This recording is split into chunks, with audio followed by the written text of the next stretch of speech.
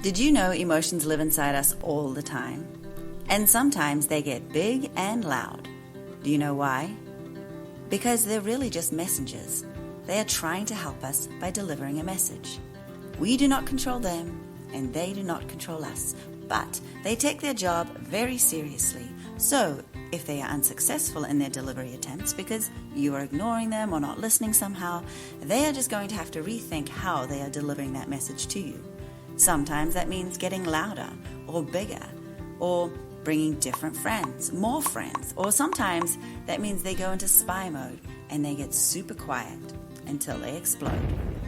But these messages actually help us, so we should want to receive them.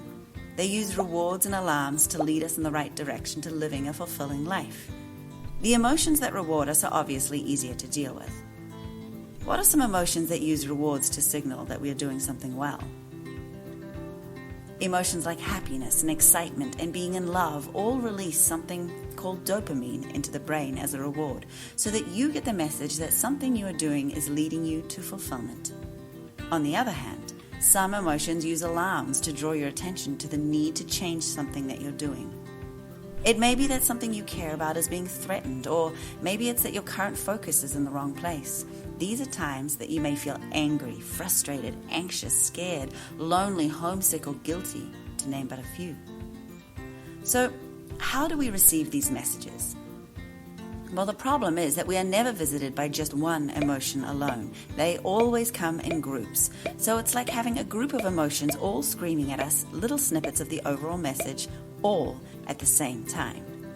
We cannot just ignore them. They will only get louder and louder and more persistent. But we also cannot understand them like this. That is why we have to direct them. We need to create space for our emotions so that we can hear each one independently and then reflect on the overall messages being delivered. Imagine this. What happens when an angry hippo, a scared penguin, a frustrated parrot, a jealous beetle, an anxious beaver, and an overwhelmed giraffe come to visit? They each carry only one portion of the message. So since anger can often be the loudest emotion, if I only pay attention to that part of the message, this is what I hear. I am so angry because I am being excluded. Then I slam my door and retreat to my room. But when I look further at the other emotions I'm feeling, I notice a different perspective. The scared penguin might say, I'm scared that I'm not good enough, which might signal a warning that you need to rethink your goals. Are you striving for the right thing? And remember, perfection is not attainable. Frustrated parrot might be saying, I'm frustrated because this is always happening to me.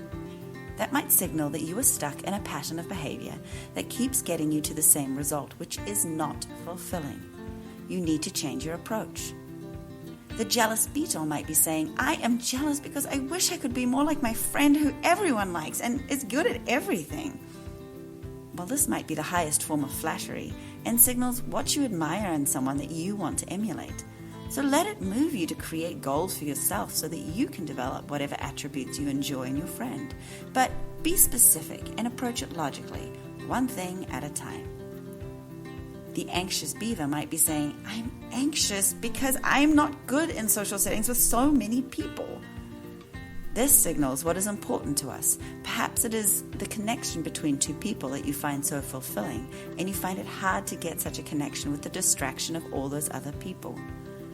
The overwhelmed giraffe might be saying, I am overwhelmed because there is nothing I can do about this.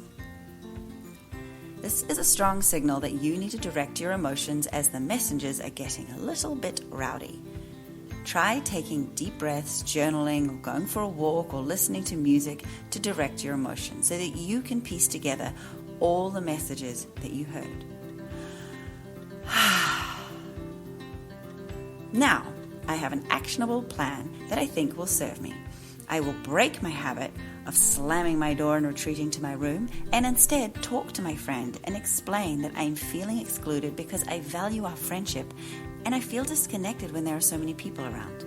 I am also going to practice introducing myself to the other kids and practice creating connections with them also so that I can be more confident in these kinds of group settings.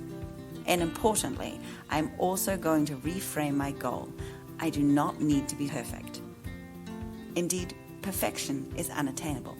My friends like me because I am kind, empathetic, and funny, and that is enough. I like that about me too. One more thing. The more I practice this process of identifying, acknowledging, and directing my emotions so that I can listen and reflect on the messages that they bring, the better my relationship with my own emotions and the more trust I build with them. Yes, that means it will get easier the more I do it. And it will for you too.